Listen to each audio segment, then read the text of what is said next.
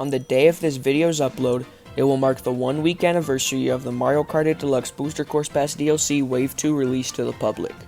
After 1 week of playing these tracks constantly in online play, trying out time trials, and even watching hours of Wave 2 videos on YouTube, I have made thorough rankings on the Wave 2 tracks. Let me explain how this will work. Each of the 8 tracks in Wave 2 will be given a score out of 50. There will be 5 categories I rank out of 10, and then I will add the total scores together to get the score out of 50. The 5 categories will be my first impressions of the track, the replay abilities of each track, online play, track design, and shortcuts. I will rank the tracks in order and give final rankings at the end of the video. Let's not waste time and get to ranking. New York Minute. First impression, 6 out of 10. At first, this track kind of disappointed me. I usually really like night tracks, but this track just didn't do it for me. It seemed as if Nintendo had all the right resources, but just didn't know what to do with them. I was disappointed that the taxis didn't move, I was disappointed in the shortcuts, and I was even disappointed in the track design. The first impression was just okay. Replayability, 9 out of 10. As my first impressions weren't the best, the more I played this track, the more I learned to appreciate it. The multiple roads you can take freshens up the track every time you play it, and you can also notice small details along the way. There is just so much to see in this track, and I feel foolish for the track not meeting my expectations at first. Online play, 7 out of 10. As this track doesn't have too many shortcuts, which I will describe later, the places of the item boxes, and once again the track design keeps this track from being stale online. The multiple paths make online play a little less chaotic and unfair, something which Mario Kart is usually horrible at. Whenever I have the chance to play this course online, I usually take it. Track design, 8 out of 10. In the future on this channel, you can always expect that Tour City tracks to have amazing track design rankings. Whenever Mario Kart Tour runs out of ideas, it just makes a new version of the previously made city tracks. As it does make Mario Kart Tour stale, for the players that don't play the mobile Mario Kart, they get an all-new course based on all the Tour's city track variants. This makes a terrific track design with each lap being different from the last. Shortcuts, 3 out of 10. This track's shortcuts are really lacking, which I hate to say, as not many shortcuts are needed for this track as it is a little short. More than one obvious shortcut would be nice. The main shortcut in this track is just a shroom through a little off-road, which doesn't even cut that much. If you get in the back in this track, just call it quits right there. Mario Circuit 3. First impression, 8 out of 10. Mario Circuit 3 really exceeded my expectations. I was expecting this track to be another remake of a random track no one wants, but I was surprised. The background with all the people in the back is really cool, and the sharp turn in the middle on 200cc is really fun to perform. Replayability, 7 out of 10. This game never fails to surprise me. I never thought this track would be a 7 out of 10 replayability, but here we are. Front-running this track is just okay, as a blue should only occur once a race on experience, and the coins to break away while front-running are nicely placed to take tight lines. Playing in the back is the far better choice though. As I don't agree with it, I can't deny playing in the back is also fun. You can use all the off-road shortcuts and power items you want, but it does usually ruin races for most. Online play, 1 out of 10. If you haven't guessed, I am that most. My races here always make me mad. This track is always very frustrating to play online as front running rarely works and you can't bag because the rest of the lobby is already doing it. It is very frustrating when start of lap 3 you are far from anyone on the map, but since everyone has good bagging items, they just use all the shortcuts and somehow you get last. Whenever I try to bag too, it is really hard to get a top spot because again, everyone is doing the same as me. At this point, it is just luck. Track design, 2 out of 10. This track design is very basic, and I wasn't expecting much. Apart from all the shortcuts, when you have no shroom or star, you just have to go through all the basic left and right turns, with only one fun turn in the middle. It really isn't that fun to front run because you just have to do some basic turns. Shortcuts, 10 out of 10. There's a reason why bagging this course is so popular. It has amazing shortcuts. There's plenty of off-road to utilize, and they really aren't that hard to spot. Calamari Desert. First impression, 8 out of 10. Calamari Desert was never really too special, and it's just so boring to play having it be a very repetitive course. But Mario Kart 8 Deluxe surprised me and changed this course to do something really special when I first played it. The action in the first lap was pretty good, and the second lap was great. They added the train track as part of the track, and you have to dodge the train while it's coming at you. Third lap was nothing too special, but it was still good. First impressions were very nice. Replayability, 3 out of 10. The first time I played it, it was a nice surprise. Then I played it again, and once more, before I came to realization and realized it's just Calamari Desert. The train tracks are cool and all, but the first and third lap are just not good when you aren't playing for the first time. And the whole meaning behind Mario Kart courses is they are supposed to be played lots without it being stale. Calamari Desert couldn't do that. Online play, 5 out of 10. It's just meh. Really don't have much to say. The right amount of good shortcuts keeps this fair for everyone in the race to have a chance, and it at least is over fast. Not much to say. Track design, 5 out of 10. As bad as the first and third lap are, the addition of riding on the tracks and the times where you choose where you go really save this category. The background is okay, not too creative, but sometimes simple is nice. And of course, the main gimmick of Calamari Desert, the train, is always a good touch. Shortcuts, 6 out of 10. You can't really do much to keep Calamari Desert from being boring, but Nintendo did a great job adding a bunch of glider ramps to Shroom 2, and even added ramps in the off-road. I appreciate the effort and thought, so this gets a 6 out of 10. Waluigi Pinball. First impression, 9 out of 10. You can never go wrong with Waluigi Pinball. This track is always fun to play on, and that is good with this track being very long. The only thing holding this back from 10 out of 10 is Nintendo not adding any shortcuts.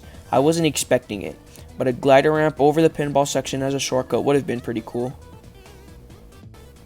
Replayability, 9 out of 10. The more you play this course, the more you love the music, the more you admire the background, and the more you appreciate the pinballs adding great obstacles. There are lots of swervy turns, which is extra fun when playing 200cc, and I just can't get enough of all the paths you can take to dodge the pinballs. It's great. Online play, 7 out of 10. As stated previously, this track has no shortcuts. Just like New York Minute, if you are in the back, I wouldn't plan on moving up much. One red shell at the start of the race can end it in the first 10 seconds, and the man with shock waiting for the pack to enter the mile-long cannon glider is very annoying. Happens lots online. Nonetheless, this track is always fun. Track design, 10 out of 10. The creativity of this course is off the charts. The idea of riding through a pinball machine is just so crazy to me. So many cool parts of the pinball machine were used. Amazing. I cannot get over the course's aesthetic. Looking at all the bright neon lights while listening to the music is a out-of-this-world experience. Shortcuts, 0 out of 10. I'll save your time and won't say anything extra. It doesn't have any shortcuts. Sydney Sprint. First impression, 10 out of 10. Just wow. This track is amazing. The first time I played it, I was amazed by how good it was. I mean, I never played it in Tour, and I don't think the trailer did it justice. I was really expecting this just to be another Turkey-O Blur, but I was so wrong. I most definitely had the most fun playing this track for the first time out of all of these tracks. Replayability, 8 out of 10. This track has so much in it. Just like New York Minute, every time you play this track, you notice something new. The amount of shortcuts this track has is not only fun for people in the back, but is also very fun to replay for frontrunners who take the actual path. This track is beauty.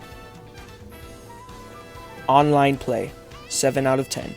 This track is fair for the most part online, but since there are so many shortcuts and so many boxes, the pack can get a little crowded, and it is really frustrating when you get hit by an item in third and all of a sudden you are sitting with a single banana in 11th.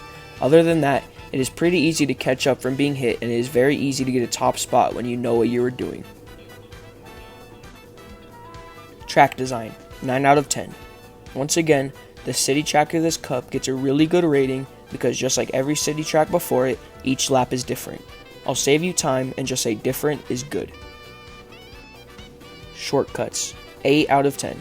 As high quality and as good as these shortcuts are, they are just a little bit too much. I always like the idea of having a shortcut right at the end to keep action, but if you are on lap 2 and 3 with triple mushrooms and a star, you can use those to jump up to first from last without any of a challenge most of the time. These shortcuts are very cool, but in my opinion, quality over quantity. Snowland. First impression, 7 out of 10. This was my first time ever playing Snowland on any game, and I was surprised it was so good. The funny looking penguins made for good obstacles to go tight, but because of the ice being very slippery when going tight, it makes for a great challenge. I was very happy with how this turned out. Replayability, 8 out of 10. This track has lots to offer no matter where you are. In the front, you can take the slippery turns and get boxes, or if you are in the back, you can take big shortcuts but miss out on some boxes. Both are equally fair. No matter how many times you play, it changes most of the time, and of course it is short, so it's not a long repetitive track. Online play, 9 out of 10. As stated in the replayability category, there are lots of shortcuts. I will cover that shortly. These shortcuts allow you to catch up very easily while mostly keeping people in the front up top. The only downside is if you bag this course, almost everyone else is doing it, so it can be really hard to decide what you want to do and you just have to pray that you get a top spot. Track design, 4 out of 10. There really isn't much going on in the track design that I like too much, but it is from an older game, and Nintendo definitely did their best to make this map fun. Some positives are the nice challenge from the slippery ice, and the background is very welcoming. Shortcuts, 10 out of 10. This track has amazing shortcuts. Unlike Cine Sprint, this track doesn't just have quantity, but has equal amount of quality. As I said before, ending cuts are really nice because it adds suspense and action, and boy, where do I even start on this ultra shortcut? You cut out so much of the track with just one shroom, and it is very easy to do. This makes amateur players, pro players, and new players very happy as they know they can do ultra cuts. Mushroom Gorge. First impression, 10 out of 10. I have never had a more fun experience on Mario Kart Wii than Mushroom Gorge, and somehow, in some way, Nintendo has found a way to make it better. I was very surprised when I entered the cave section seeing all the crystals. In the Wave 2 trailer, there was lots less. Replayability, 9 out of 10. This track looks so beautiful. There are tons of paths to choose, and there are even some shroomless shortcuts. Super bouncing on all the mushrooms and being able to choose 3 paths in the cave is super refreshing each time you play. On top of all this, the music never gets old. Online play, 8 out of 10. Whenever I play this course against friends or online, it always seems as if you have a chance. There are so many ways to mess up in this course, yet so many ways to elevate it. Catching up in this course seems super fair, and the intense gameplay makes it super fun for competitive players. Track design, 10 out of 10. Going back to the cave, I just can't get over it. This and every part of the track is beautiful. The multiple paths are great no matter which one you take, and the graphics are a huge upgrade over some tracks. Yeah, I'm talking about Toad Circuit. Shortcuts, 10 out of 10. 2 words, gap jump. The fact that Nintendo brought back arguably the most iconic shortcut ever is so amazing. Gap jump is a large turn cut, and once again is at the end of the lap, adding suspense. Sky High Sunday. First impression, 5 out of 10. I was disappointed. I thought this track would be really cool, but it kind of just felt like a Excitebike arena without the changing ramps. There are too many oval tracks in this game, and they just added another one. They got me all hyped up with a new track never seen before coming out, but it just didn't meet my expectations. Replayability, 6 out of 10. I mean, it's alright. Looking at all the different sweet treats and tricking all the time on this course really saves it. Other than that, not much to say except for just okay, and you only select it when you have to. Online play, 8 out of 10. I have to admit, this track is really fun online. There are lots of item boxes keeping up the action, and having alternate paths keeps it from being annoying in the pack. The action is great and you are constantly changing positions. Track design, 7 out of 10. As it is of course a oval, the creativity is off the charts. For one, this is the first and only track with anti-gravity in this DLC, and the massive Sundae you drive around looks amazing. The general vibe of this track is great, and the music is a great fit. Shortcuts, 3 out of 10. There's only one real shortcut, and it wasn't even intended. I'm sad this got the Waluigi pinball treatment, but props to whoever found the challenging but fun shortcut at the end of the lap. So, that's it. Wave 2 was crazy. Here are the final rankings. 8. Calamari Desert with 27 out of 50 points. 7. Mario Circuit 3 with 28 out of 50 points. 6. Sky High Sundae with 29 out of 50 points. 5. New York Minute with 33 out of 50 points.